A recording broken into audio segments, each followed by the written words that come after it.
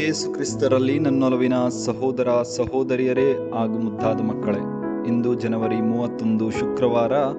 ಇಂದಿನ ಶುಭ ಸಂದೇಶ ಮಾರ್ಕ 4:26ರಿಂದ 34. ಈ ಒಂದು ಶುಭ ಸಂದೇಶ ಭಾಗದಲ್ಲಿ ಪ್ರಭು ಯೇಸು ಕ್ರಿಸ್ತರು ದೇವರ ಸಾಮ್ರಾಜ್ಯದ ಕುರಿತು ಸಾಮತಿಯ ಮೂಲಕ ನಮಗೆ ತಿಳಿಸುತ್ತಿದ್ದಾರೆ. ದೇವರ ಸಾಮ್ರಾಜ್ಯವು ರೈತನೊಬ್ಬನು ತನ್ನ ಹೊಲದಲ್ಲಿ ಮಾಡಿದ ಬಿತ್ತನೆಗೆ ಹೋಲಿಕೆ ಮಾಡಿ, ಆ ಒಂದು ರೈತನಿಗೆ ಹೇಗೆಂದು ತಿಳಿಯದೆ ಆ ಬೀಜವು ಮೊಳೆತು ಬೆಳೆಯುತ್ತಿರುತ್ತದೆ.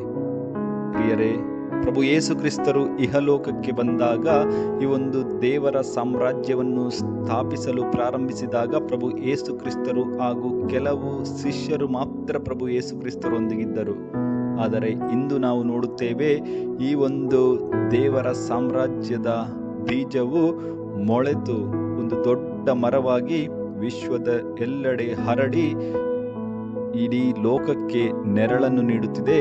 ಇದರ ಅಡಿಯಲ್ಲಿ ನಾವೆಲ್ಲರೂ ಸಂರಕ್ಷಣೆಯನ್ನು ಪಡೆದುಕೊಳ್ಳುತ್ತಿದ್ದೇವೆ.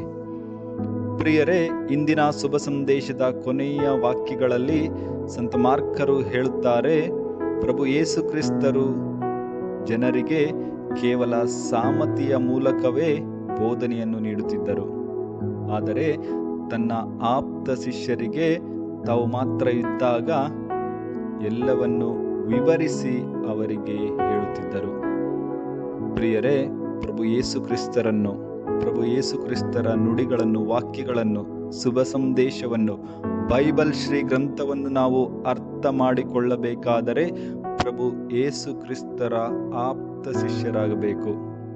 ಕೇವಲ ಹೆಸರಿಗೆ ಕ್ರೈಸ್ತರಾದರೆ ಸಾಲದು, ಬದಲಾಗಿ ಪ್ರಭು ಯೇಸು ಕ್ರಿಸ್ತರ ಆಪ್ತ ಶಿಷ್ಯರಾದರೆ ಎಲ್ಲವನ್ನು ಪ್ರಭು ಯೇಸು ಕ್ರಿಸ್ತರು ನಮಗೆ ತಿಳಿಸಿಕೊಡುತ್ತಾರೆ, ಅರ್ಥ ಮಾಡಿಕೊಡುತ್ತಾರೆ.